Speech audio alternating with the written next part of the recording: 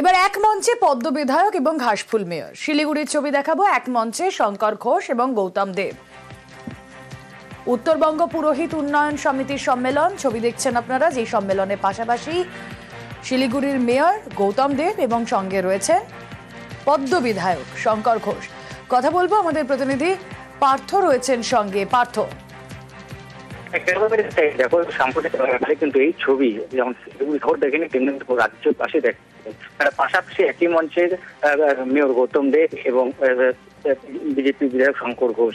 কোথায় তাদের এক মঞ্চে দেখা গেল। আর উত্তরবঙ্গ পুরোহিত উন্নয়ন সমিতির যেসব বার্ষিক সম্মেলন ছিল শিলিগুড়িতে, সেখানেই কিন্তু এক মঞ্চে দেখা গেল। একেবারে পাশাপাশি দুটি চেয়ারে দুজন বসে আছে।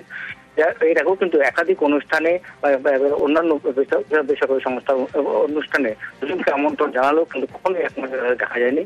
কিন্তু আজ এই উত্তরবঙ্গ পুরোহিত উন্নয়ন সমিতির সম্মেলনে তাদেরকে দেখা গেল। এই প্রসঙ্গে মেয়র গৌতম দেবের দাবি তাকে আমন্ত্রণ জানানো হয়েছে। উত্তরবঙ্গ পুরোহিত উন্নয়ন সমিতির সম্মেলন, আর তাতেই পাশাপাশি পদ্ম বিধায়ক এবং ঘাসফুল মেয়র। আমি যাই না, আমি তো এসছি আমার মতো করে প্রোগ্রামে। এখন যারা এখানকার উদ্যোক্তা তারা কাকে ডেকেছে দেখেনি, আমি তো অত খোঁজ নিয়ে ঢুকিনি। আমি মঞ্চে আমি ঢুকছি, আরেকজন ঢুকছেন, আমি আমার মতো বক্তব্য রাখলাম। আমি আমার মতো বক্তব্য রেখে আমি অন্য প্রোগ্রামে যাব। কেন্দ্রীয় সরকারি অনুষ্ঠানে তো আমাদের মেয়র সাহেব উজ্জ্বলভাবে চেয়ারে উপস্থিত থাকেন, কিন্তু রাজ্যের সরকারের কোনো অনুষ্ঠানে সেই সুযোগ আমাদের হয় না। তবে এটা হওয়া উচিত। উনি আমার সিনিয়র লিডার, আমার তো বয়সজনিত কারণেও ওনাকে আমি সবসময় সম্মান করি। এর মধ্যে রাজনীতি খোঁজাটাই অন্যায়।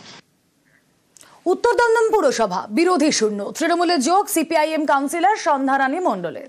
চন্দ্রিমা ভট্টাচার্যের হাত ধরে তৃণমূলের যোগ 34 নম্বর ওয়ার্ডে উত্তর দমদম পুরসভা। 34 ওয়ার্ডের উত্তর দমদম পুরসভা 2022-এর পুরো ভোটে তৃণমূলের দখলে যায় 33টি ওয়ার্ড। 15 নম্বর ওয়ার্ড জিতে নেয় সিপিআইএম।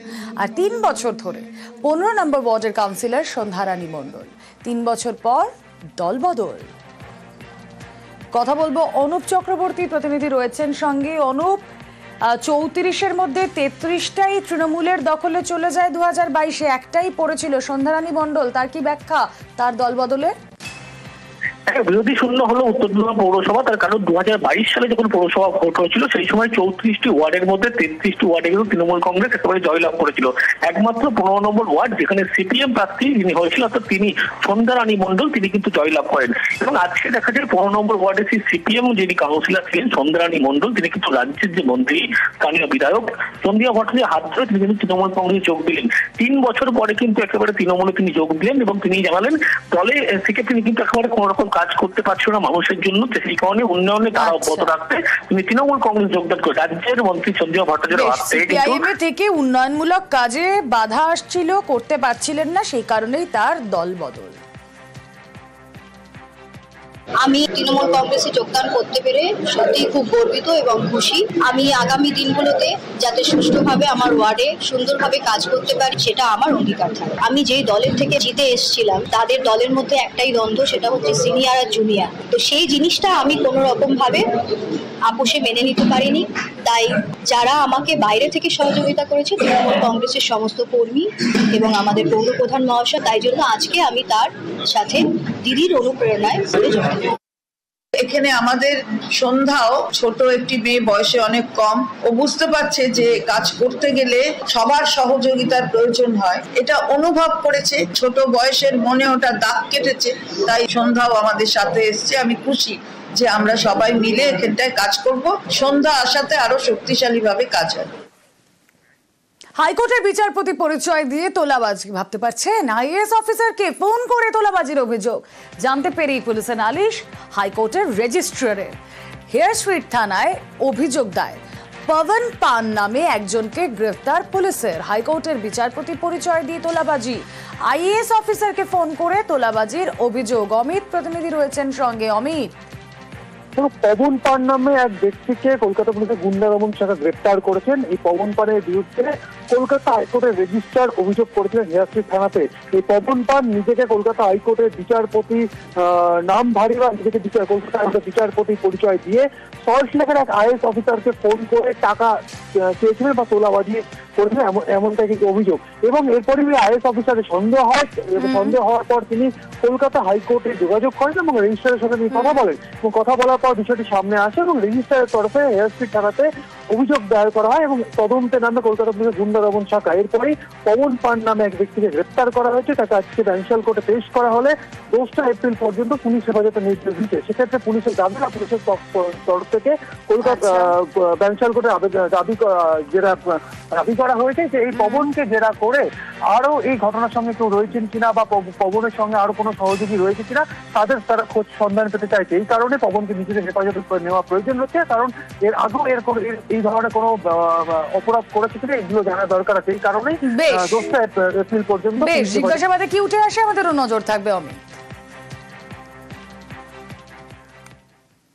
দিল্লি হাইকোর্টের বিচারপতির বাড়িতে থরে থরে সাজানো টাকা, বিচারপতির বাড়ির আলমারিতে 15 কোটি টাকা। বাড়িতে আগুন লাগে, বাড়িতে আগুনের পরে উদ্ধারে থরে থরে পোড়ানো প্রায় 15 কোটি টাকার পোড়া নোট উদ্ধার। নোট উদ্ধারের পরেই এলাহাবাদ হাইকোর্টে বদলি, বিচারপতিকে বদলি করা হয়, বিচারপতি যশবন্ত বর্মাকে বদলি করা হয়। তদন্তের পর রিপোর্ট দিল শীর্ষ আদালত। শনিবার তদন্তের রিপোর্টও প্রকাশ্যে আনল সুপ্রিম কোর্ট। দিল্লি হাইকোর্টের প্রধান বিচারপতিকেও পাঠানো হয়েছে রিপোর্ট। অভিযুক্ত বিচারপতিকেও রিপোর্টের কপি সুপ্রিম কোর্টের ওয়েবসাইটেও আপলোড করা হয়েছে রিপোর্ট। আর রিপোর্টের পাশাপাশি আপলোড করা হয়েছে ভিডিও।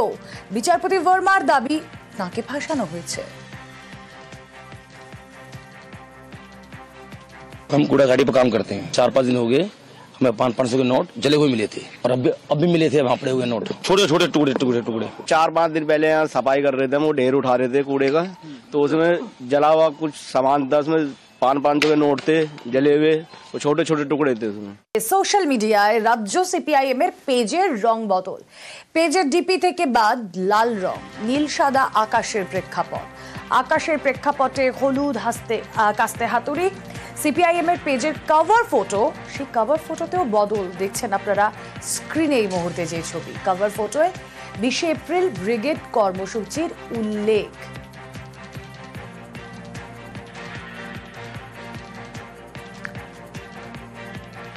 না, এই যে সোশ্যাল মিডিয়ায় যে ছবি কভার ফটো ব্রিগেড কর্মসূচির ছবি, সেখানে কিন্তু নীল সাদা আকাশ কভার ফটো এবং যে ডিসপ্লে পিকচার রয়েছে সেখানেও না, সেখানে লাল রং বাদ। আর এক্ষেত্রেই সুজন চক্রবর্তী তিনি বলছেন কোনো রং তো কারোর ব্যক্তিগত নয়।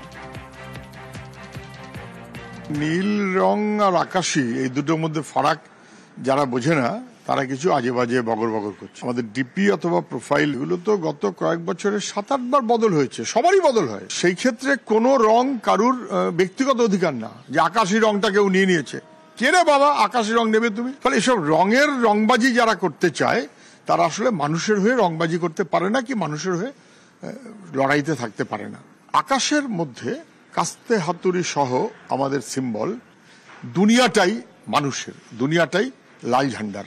আকাশটা মানুষকেই দখল নিতে হবে, গোটা সমাজটা সেইভাবেই চলবে। আবার প্রয়োজনে পরে বদল করবে, এর মধ্যে নতুনত্ব কি আছে? সুজন চক্রবর্তী তার মতো করে ব্যাখ্যা দিয়েছেন। আর বিজেপি নেতা দিলীপ ঘোষ তিনি কিভাবে দেখছেন শুনুন। যদি পরিবর্তন হয়ে থাকে বড় দেরিতে হচ্ছে। রামকৃষ্ণ মত পরমহংস দেবের ছবি লাগানো হচ্ছে, আরো কিছু হচ্ছে, বাঙালি হওয়ার চেষ্টা করছেন কমিউনিস্টরা। তো যদি করলেন তো সময় চলে গেছে, গাছ কাটা হয়ে গেছে, ডগায় জল জেড়ে কি হবে? যাই হোক, চেষ্টা করুন। সিপিআইএম যদিও বলছে যে রং তো কারোর ব্যক্তিগত নয়, যারা রং নিয়ে রাজনীতি করে তারা আসলে মানুষের কাছে মানুষের হয়ে রংবাজিটা করতে পারে না। এই নিয়ে তৃণমূলের কি কটাক্ষ শুনুন। নীলকে সবাই আপন করে নিচ্ছে, 6% লোক আপন করার থেকে বাকি ছিল, সেটা অফিসিয়ালি হয়ে গেল। আর বাকি তো আকাশের কাস্তে হাতুড়ি ভাসছে। এখন সিপিএম এর মহাশূন্যে ভাসছে 4 বছর হতে চললো।